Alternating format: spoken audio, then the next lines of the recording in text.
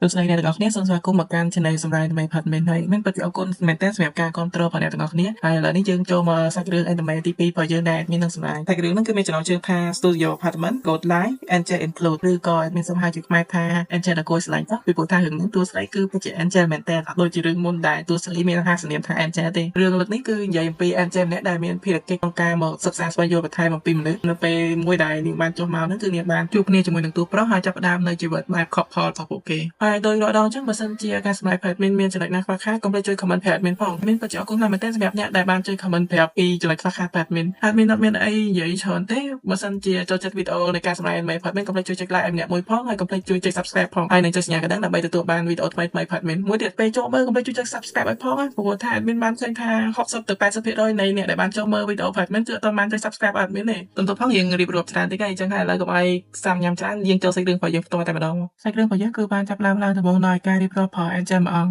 គនាងគឺត្រូវបានគេណែនាំឲ្យមកសិក្សាបន្ថែមអំពីឋានមនុស្សលោកទោះបីជានាងមានអារម្មណ៍ថារៀងភ័យខ្លាចតិចក៏ដោយតែនាងគឺត្រូវតែជំនះខ្លួនឯងក្នុងការមកចុះផ្ទាល់នៅក្នុងឋានមនុស្សលោកតែនៅពេលដែលនាងចុះមកដល់ហ្នឹងដោយសារតែភាពស្រស់ស្អាតនៅពេលដែលត្រីប្រទីក្រុងហ្នឹងវាធ្វើឲ្យនាងមានអារម្មណ៍ថាសប្បាយចិត្តតិចតួចហើយគិតថានឹងមានរឿងល្អៗជាច្រើននឹងកើតឡើងសាច់រឿងរបស់យើងគឺបានបង្វែរទៅកាន់តួប្រុសរបស់យើងម្ដងដែលមានឈ្មោះថា Tokumitsu Shintaro ដែលមានអាយុ16ឆ្នាំហើយក៏ជាសិស្សវិទ្យាល័យរៀនឆ្នាំទី1ផងដែរក្នុងហ្នឹងគេក៏បានបន្ថែមមកទៀតដែរថាគឺគាត់បានមករស់នៅក្នុង apartment ហ្នឹងអស់រយៈពេល1ខែហើយតាំងពីគាត់ហ្នឹងចូលមករៀនវិទ្យាល័យមកម្ល៉េះហើយគាត់ក៏មានការងារ part time មួយដែរគឺស្ថិតនៅក្នុង restaurant មួយកន្លែងដោយសារតែថ្ងៃហ្នឹងគាត់អត់សូវស្រួលខ្លួនផងទើបពេលដែលគាត់មកដល់ផ្ទះវិញហ្នឹងគឺគាត់គេងដល់មិនខ្វល់ពីអ្វីតែម្ដងបីជារៀនហារបស់គាត់ហ្នឹងគឺអត់បានបិទព្រួយឲ្យធំធៅក៏ដោយតោះតែព្រឹកឡើងហ្នឹងទើបគាត់ដឹងថារៀនហារបស់គាត់ហ្នឹងគឺអត់បានបិទព្រួយឲ្យធំធៅទេតែអ្វីដែលសំខាន់នោះគឺគាត់ភ្ញាក់ផ្អើលខ្លាំងមែនទែននៅពេលដែលគាត់បានឃើញក្មេងស្រីដ៏ស្រស់ស្អាតម្នាក់ហ្នឹងកំពុងតែគេងនៅក្នុងរៀនហារបស់គាត់នៅក្នុងស្ថានភាពដ៏គួរឲ្យស្រឡាញ់ខ្លាំងមែនទែនហើយវាធ្វើឲ្យគាត់នឹងភ្ញាក់ផ្អើលខ្លាំងរហូតដល់គាត់នឹងកំពុងតែដោះគោពេញខ្លួននាងតែម្ដងតែនាងនៅពេលដែលភ្ញាក់ឡើងហ្នឹងគឺបែរជាអរុណសួស្ដីគាត់បែបធម្មតា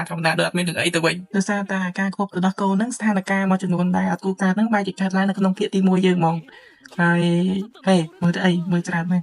មើលច្រើនយ៉ាងខូចភ្នែកអត់មានដាក់ច្រើនទេហើយឥឡូវយើងកន្លែងមកមើលតួប្រុសរបស់យើងវិញគឺគាត់នឹងច្បុកច្បល់ខ្លាំងមែនទែនគាត់ថាតើនាងគឺ cosplay ឬក៏រត់ចេញពីផ្ទះមែនទេតែក៏សំណាងដែរដែលនាងមិនសាកសពពេលមិនចឹងពេលគាត់ឲ្យអ្នកដែលលួចចូលគេនៅលើបាល់កនីរបស់គាត់ចូលទៅទឹកគាត់វិញតែអូតែក្រែងគាត់នឹងពុកដល់គោលើខ្លួននាងហ្នឹងតើវាជាកម្មវិធីប្រេងអីមែនឬក៏ជាកម្មវិធីប្រេងតាមទូរទស្សន៍ឬក៏តាមអនឡាញតែដោយសារតែច្បុកច្បល់ក្នុងចិត្តខ្លាំងពេកចឹងកូននឹងបែរទៅជារត់ទៅស្ទូបបិទយ៉ាងនោះវិញអត់ដឹងថាក្នុងចិត្តហ្នឹងស្ដីឲ្យកត់ទេតែស្របពេលហ្នឹងនាងក៏បានអើតចេញមកសួរគាត់ថាតើគាត់មានកៅអីឲ្យនាងដូរអត់វាធ្វើឲ្យគាត់អៀនខ្លាំងមែនទែនជាមួយនឹងពាក្យស្ដីរបស់នាងគឺគាត់នឹងបានស្ទុះទៅកកាយមកខកអាវគាត់ហើយគាត់ក៏បានសុំទោសដែរដោយសារតែគាត់មានតែកៅអៅផុសហ្នឹងទេហើយនាងក៏អូខេហើយនាងគឺពិតជាសុំទោសខ្លាំងមែនទែនតែនាងបានប្រើបាល់កនីរបស់គាត់ហ្នឹងដោយមិនបានសុំការអនុញ្ញាតពីគាត់មុនបានណែនាំខ្លួនទៅកាន់គាត់ថានាងគឺទៅវាយហើយយកគាត់វិញតពីណែនាំគ្នាហើយហ្នឹងគឺនាងបានរសារថាគាត់ហ្នឹងគឺពិតជាមនុស្សដែលល្អខ្លាំងមែនទែនហើយវាប្រកាសជាការរៀបចំរបស់ព្រះជាម្ចាស់ជាមិនខានទេនិយាយចឹងតើនាងអាចសុំតរៈតាក់ជាមួយនឹងឪពុកម្ដាយរបស់គាត់បានអត់តែនៅពេលដែលដឹងថាគាត់រស់នៅតែឯងហ្នឹងនាងបាននាំមកថាគឺគាត់រស់នៅក្នុងវិមានដ៏ធំស្កឹមស្កៃអញ្ចឹងតែឯងមែនតែស៊ីនតារ៉ូហ្នឹងគឺបានដឹងថា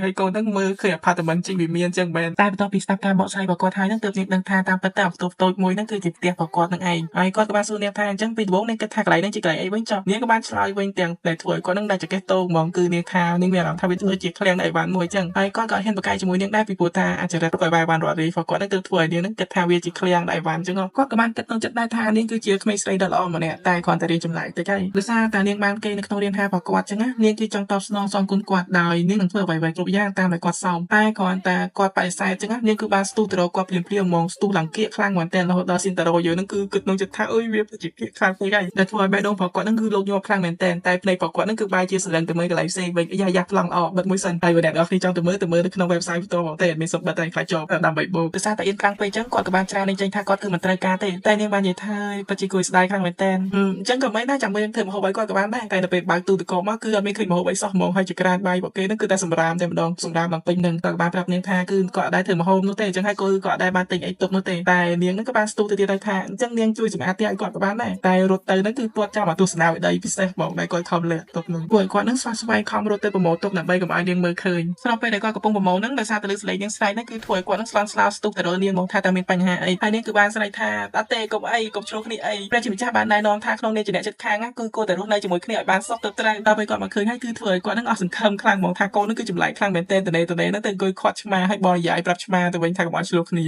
អើយដោយសារតែជួយឆ្មាកុំឲ្យឆ្លោះគ្នាហ្នឹងហើយគឺធ្វើឲ្យដៃរបស់នាងទាំងសងខាងហ្នឹងសើស្នាមឆ្មាខ្វាយហើយគាត់ក៏បានបញ្យល់ប្រាប់នាងដែរថាមិនបាច់ខ្វល់ទេពួកអាពីរក្បាលហ្នឹងវាឆ្លោះត្រូវទេនាងក៏បានសរសើរគាត់ថាគាត់ហ្នឹងគឺពិតជាមានវិញ្ញាណដ៏បរិសុទ្ធមែនហើយពន្លឺចាំងចែករបស់គាត់ហ្នឹងគឺបានចូលមកសម្អាតក្នុងបេះដូងរបស់នាងទៀតហើយគាត់ក៏បានណែនាំនាងទៀតដែរថាគឺគាត់ដឹងថានាងមានមូលហេតុបានជានាងរត់ចេញពីផ្ទះចឹងតែក្នុងនាមជាមនុស្សស្រីនៅក្រៅផ្ទះតែឯងចឹងវាអត់សុវត្ថិភាពនោះទេចឹងហើយឲ្យនាងចាប់ទៅវិញទៅពេលដែលគាត់សួរថាផ្ទះរបស់នាងនៅណាហ្នឹងនាងក៏បានប្រាប់ថានៅឋានសួគ៌គាត់ក៏បានសួរបញ្ជាក់ទៀតថាស្ថិតនៅក្នុងខេត្តណាតែនាងក៏បានបញ្ជាក់ថាគឺស្ថិតនៅក្នុងកន្លែងដែលគេរស់នៅគាត់ទៅលើចឹងគឺគាត់គាំងទៀតហើយគាត់គាំងខ្លាំងមែនទែនហើយនាងក៏បានប្រាប់ថាគឺនាងសុំទោសផងដែលនាងអត់បានណែនាំគ្រូឲ្យច្បាស់លាស់នាងគឺឈ្មោះថាតូវ៉ាហើយនាងគឺជា Angel នាងគឺបានចង់មកដល់ផែនដីហ្នឹងតាំងពីយប់មិញមកម្ល៉េះហើយនាងគឺបានទទួលបញ្ជាចេញមកពីផ្ទះដើម្បីសិក្សាស្វែងយល់ពីមនុស្សបន្ថែមទៀតគាត់ទៅលើនាងនិយាយចឹងភ្លាមគាត់គឺគិតក្នុងចិត្តថានាងប្រហែលជាមនុស្សឈួតជាមិនខានទេពីព្រោះថាមានមនុស្សធំធេងណានិយាយចឹងទេហើយគាត់ហ្នឹងគឺគួរតែប្រញាប់ដកខ្លួនឲ្យឆ្ងាយចេញពីនាងដើម្បីការពារនូវសុខភាពរបស់ខ្លួនគាត់នៅពេលហ្នឹងនាងរៀបទាំងសុំគាត់នៅជាមួយគាត់មួយនិយាយហ្នឹងស្រាប់តែម៉ោងរោដែលបញ្ជាក់ថាដល់ម៉ោងធ្វើការរបស់គាត់ហ្នឹងក៏បានរោឡើងគាត់ទៅលើភ្លាមហ្នឹងគឺគាត់រលេះប្រមូលវាយវ៉ាន់ដឹងយើងចេញពីបន្ទប់របស់គា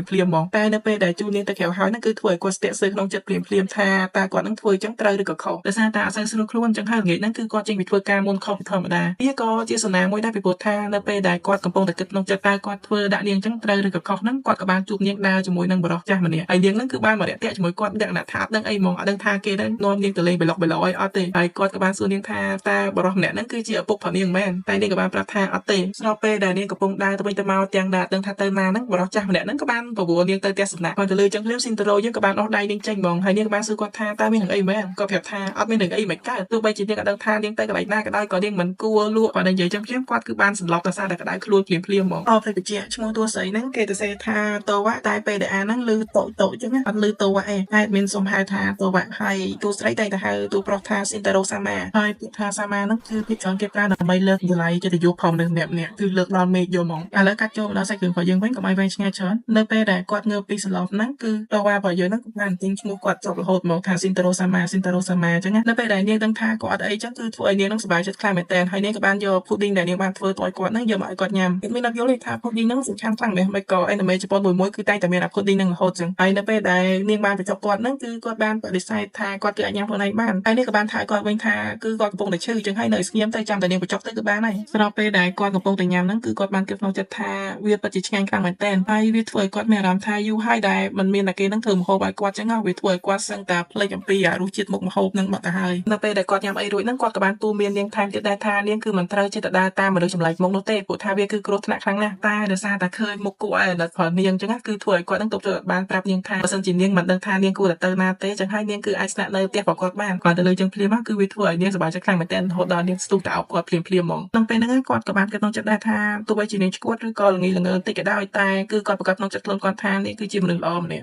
ភ្លេចឆឹងនាងបានគ្រាខ្ញុំមកដល់ក្នុងបន្ទប់ចឹងហើយប្រហែលជាពិបាកខ្លាំងណាស់ហើយតាមមើលតែតូវ៉ាក៏បានប្រាប់ថាមិនអីទេនាងគ្រាន់តែហោះដឹកគាត់មកតែប៉ុណ្ណោះនៅពេលដែលឃើញគាត់ឆ្ងល់ចឹងនាងក៏បានធ្វើកាយវិការប្រាប់គាត់ថានេះគឺបែបនេះឯងហើយនាងគឺជា Angel ភ្លេចណាដោយសារតែបានឃើញស្ថានភាពបែបហ្នឹងគឺធ្វើឲ្យគាត់ទាំងរហូតដល់ស្លាប់ហ្មងតែនៅពេលផឹកឡើងដែលគាត់ងើបពីគេហ្នឹងគាត់បែរជាគិតថាបញ្ហាយប់មិញហ្នឹងគឺដោយសារតែគាត់នឹងក្តៅខ្លួនមកមើលតែប៉ុណ្ណោះមិនមែនជារឿងពិតនោះទេហើយនៅពេលដែលគាត់ក៏លេចឃើញតូវ៉ានៅចិត្តគាត់ហ្នឹងគឺគាត់ស្រែកដល់ផ្អើលនាងតែម្ដងហើយគាត់ក៏បានសួរនាងដែរថាមិនក៏នាងមកគេលើកខែហ្នឹងវិញហើយតូវ៉ាក៏បានឆ្លើយទាំង innocent ហ្មងថាមិនឲ្យនាងគេលើកខែហ្នឹងមិនបើមកបន្ទប់ហ្នឹងមានខែតែមួយហ្នឹងដល់ពេលហ្នឹងគាត់ក៏បានគិតថាអូខេគាត់ពិតជាបានទទួល Angel មកនៅក្នុងបន្ទប់គាត់មែនតែនៅពេលដែលកំពុងតែគិតហ្នឹងដៃអាវផងនាងហ្នឹងគឺបានធ្លាក់មកសញ្ញេស្មាបន្តិចដែលធ្វើឲ្យគាត់នឹងភ័យខ្លាំងមែនតើប្រញាប់ស្រែកហៅនាងថាប្រញាប់រៀបចំខ្លួនទៅទិញអីញ៉ាំស្របពេលហ្នឹងពួកគេទាំងពីរហ្នឹងគឺបានឈប់នៅកន្លែងម៉ាតមួយដើម្បីទិញអីញ៉ាំហើយដោយសារតែគាត់គិតយូរពេកអញ្ចឹងតូវ៉ានាងក៏បានយកនំប៉័ងមួយប្រាប់គាត់ថាទីនតារ៉ូសាម៉ាបើសិនជាយើងទិញនំប៉័ងហ្នឹងប្រម៉ូ sticker យើងអាចដូរបានចានមួយទៅអត់ហើយចានហ្នឹងគឺពិតជាមានតម្លៃថ្លៃជាងនំប៉័ងហ្នឹងទៀតយើងគួរតែទិញនំប៉័ងហ្នឹងទៅដោយសារតែអខ្លាំងពេកអញ្ចឹងស្លាប់ផងនាងគឺបានលេចជាម្ខាងគេអត់ទៀតហើយធ្វើឲ្យស៊ីនតារ៉ូហ្នឹងប្រញាប់ស្រែកប្រាប់នាងថាតូវ៉ាស្លាប់ផងនាងគឺគាត់បានស្រែកប្រាប់នាងឲ្យរុញនាងដើម្បីគេចេញពីផ្នែកខំមនុស្សហ្មងនិយាយទៅកូនហ្នឹងគឺមានទម្លាប់មួយឲ្យតែនាងរំភើបស្លាប់ផងនាងនឹងលេចចេញមកហ្មងហើយនាងគឺបានសុំទោសដែរតើតើជាមួយរឿងហ្នឹងតែតាមពិតទៅនាងគឺបានរៀនខ្លះដែរតើតើជាមួយរឿងនៅលើផែនដីគឺរៀនចេញពីសភៅមួយដែលមានចំណងជើងថារបៀបរស់នៅជាក្មេងដ៏ល្អនៅលើផែនដីគាត់ក៏បានសួរនាងវិញដែរថាហើយចុះពួកទេវតាជាទូទៅតើធ្វើការងារអីវិញចឹងនាងក៏បានប្រាប់គាត់វិញដែរថាជាទូទៅពួកគេគឺមើលថែមនុស្សលោកហើយនឹងដឹកនាំវិញ្ញាណរបស់ពួកគេនឹងឲ្យដើរត្រូវផ្លូវឆ្ពោះទៅកាន់ឋានសួគ៌ឬក៏ឋានមនុស្សវិញគាត់លើភ្លាមគឺធ្វើឲ្យគាត់លន់មកថាមើលទៅដូចជាបេញឹកដល់ហើយពីព្រោះថាវិញ្ញាណមនុស្សមានច្រើនចឹងហើយនាងក៏បាននឹកឃើញទៀតដែរថាតាមពិតទៅធ្វើឲ្យមនុស្សលោកមានសុភមង្គលក៏ជាការងារមួយផ្នែកផងនាងដែរតែគាត់ទៅលើចឹងគាត់ក៏បានសួរថ